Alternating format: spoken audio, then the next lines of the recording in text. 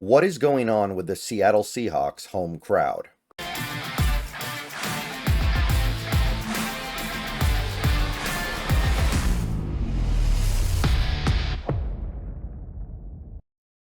What's going on, everybody? It is not a good morning. Very little good about it. Um, it's a day that you get through to get to the next day and hope by then it's just a little bit better. But right now, as Seahawks fans, it's hurting a little bit. It was an embarrassing game, and so little went right. And I've got a couple dozen videos to post over the next week, and I'm going to be talking about as much as I can. I'm going to be talking about the players, the coaches, the front office, even ownership. Any level of this organization can get it a little bit right now because they're stuck in the middle, and they've been stuck in the middle for a while. And I do believe it's possible to get them unstuck, but it's not happening. They've been an average team for, this is kind of year 4 now, and they're trying, and in some ways I think doing it somewhat successfully, to jump the line where they don't have to take the 3 steps backwards before they go 6 steps forward. And I don't have a problem with that. I don't think there's anything intrinsically wrong with that, but it does require results at some point, right? So there's so much to criticize on those levels, but this first video of the week after that game, first video on Monday morning, we are going to talk about the fans. Let's talk about us. Me, you, the person sitting next to you at the game, the person sitting next to you in the restaurant, the person sitting next to you in traffic on the way home. Let's talk about us, the Seattle Seahawks fans, because people are starting to really take notice of and even publicly mention a phenomenon that has been settling in over the last, I'd say, 4 years maybe, and has really culminated in a team that gives no advantage at home, right? Geno Smith had this quote after that game in his post-game press conference. Geno Smith after the game said, "It kind of felt like we were on the road at times." That's a pretty strong statement. Now, that's testament to the Bills fans that were there being very loud. I think it's complimentary of those Bills fans for showing up and being so rowdy that they were able to kind of take over the stadium. But there's a flip side to that statement, right? There's the other side where, oh, why didn't we drown them out? Why didn't we have them outnumbered? And according to some of the statistics I've seen, they really did not have them outnumbered, literally. I don't know if it's true, but there were a couple sources that claimed about 56% of that stadium yesterday was Bills fans. 56 or 57, something like that. So to me, I don't know if that's true or not. Like, listening to that game from home, watching that game from home, I felt like maybe we had them by a very small amount. But either way, this is a clear problem. And the source of the problem, as near as I can tell, and this is something that a lot of people have started talking about lately. I've seen Field Goals mention it. I think I saw Corbin Smith mention it. We have, in this Seahawks fan base, a significant number of season ticket holders who don't go to many or any games. And all they do is take their ticket and turn around and sell it to a fan of an opposing team. And they make a lot of money because this money they spend on the season tickets are eventually going to be less than the amount of money they make reselling. Because to opposing fans, like if you're a Bills fan that lives in Seattle, if you are a Jets fan that lives in Seattle, or a Broncos fan or whatever, if you live in Seattle and your team comes to Seattle for a game, you're gonna do whatever it takes to get your hands on tickets for that game because you don't get to see your team very often. That might be your only chance for like 5 to 8 years potentially. Maybe even more. Sometimes teams go decades without playing in a particular city. So those people are willing to pay a lot for it. So the seats get filled, but they get filled with fans of the opposing team. And it'd be one thing if it were like 10 season ticket holders or 100 or even 1,000, but it is clearly more than that because the stadium is just getting taken over. You are probably talking about tens of thousands of season ticket holders doing this on top of other resellers. And that's maybe on top of maybe just those fans of those teams buying the tickets outright from the start.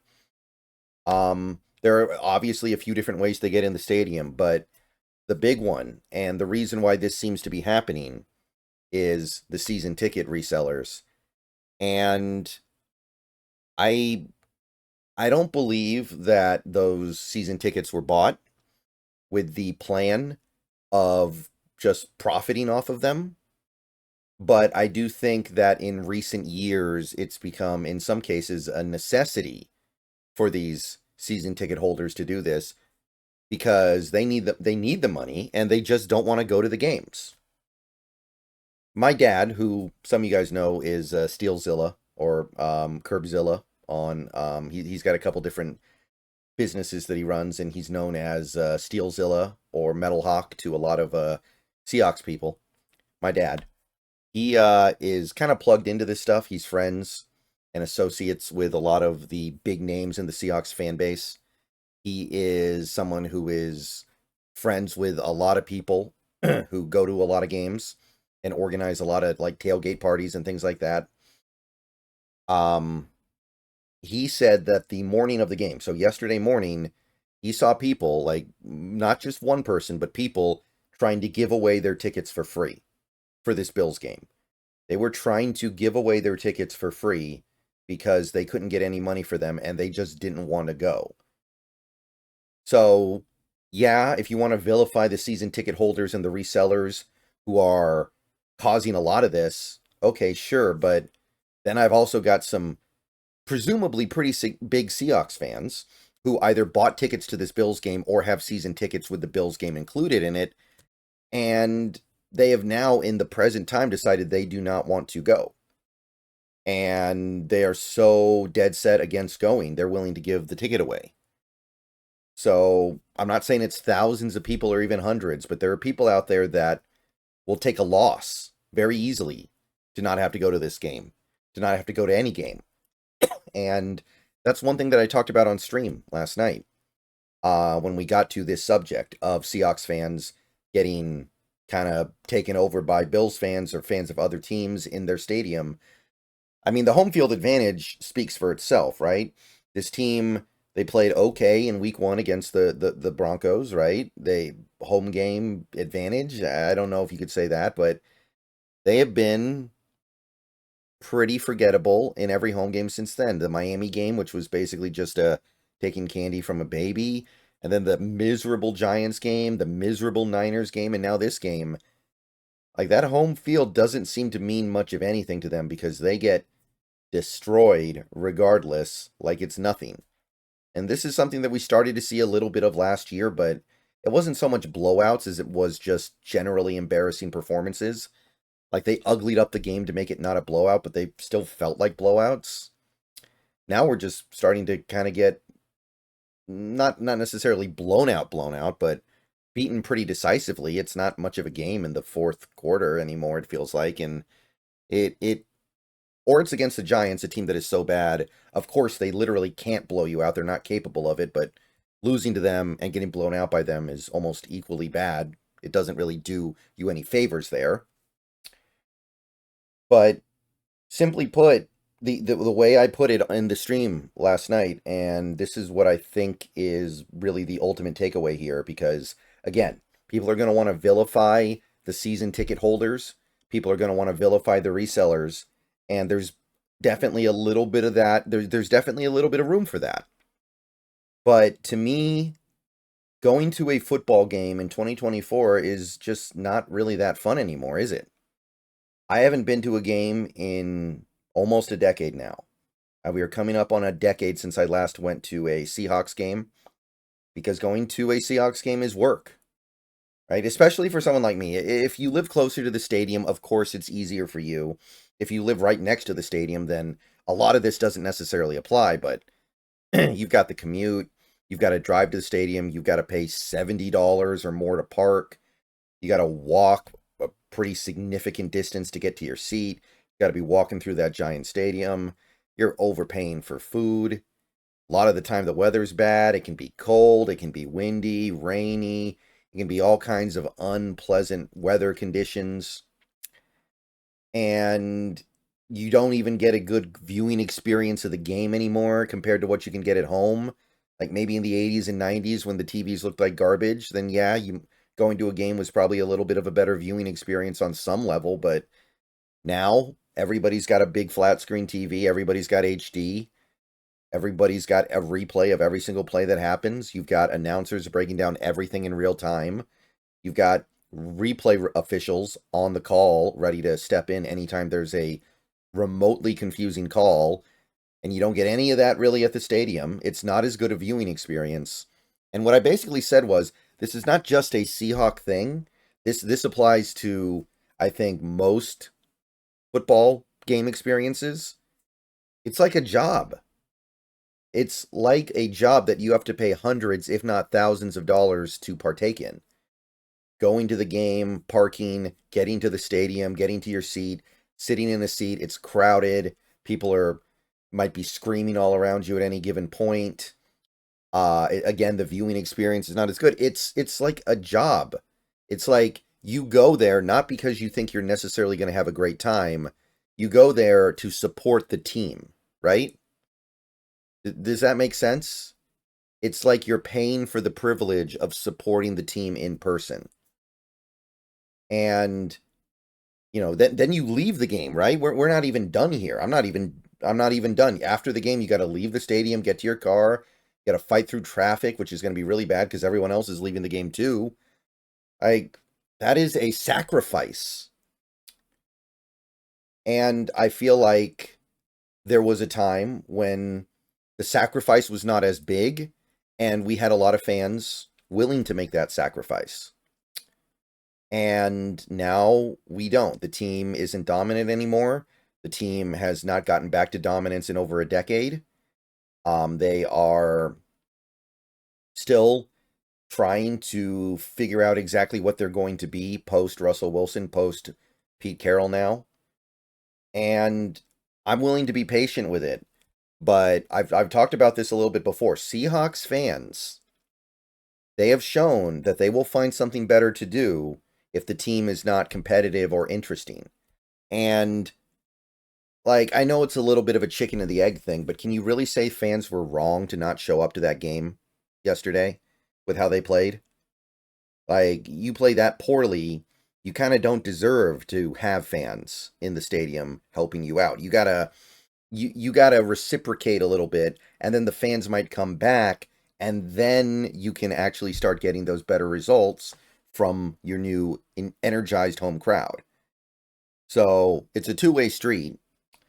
But to me, even more so than just the team, I think it's just not very fun to go to a football game anymore most of the time. I mean, what do you guys think? People go to games more than I do. I've been to games. It's been a while, but that was because it's difficult. It's hard. It's like a job that you have to pay a lot of money to partake in. And if your team loses, you really feel like a sucker. I can go to a Mariners baseball game, and if they lose, it's like, oh, that's too bad, but I'm not really unhappy about it. It's just kind of like, well, I still actually managed to have, because baseball's more chill, I think it's easier to just go to the game and not be in a panicked rush, and usually you're going to be in a dome if the weather's bad, so the weather doesn't affect you as much. Baseball's a little bit different, but going to a football game and watching your team not just lose, but play really poorly, I mean, at that point, it's basically torture, right? Even going to a game when you win. I mean, the win makes it worth it. You feel like you were a part of it. I get that. And that helps a lot. But even when the team wins, it feels like a job. And I don't know how to make the going to a game experience better. I don't know how to say we have improved the experience at Lumen Field in this way so that fans want to come to the games more. Because right now they don't want to come.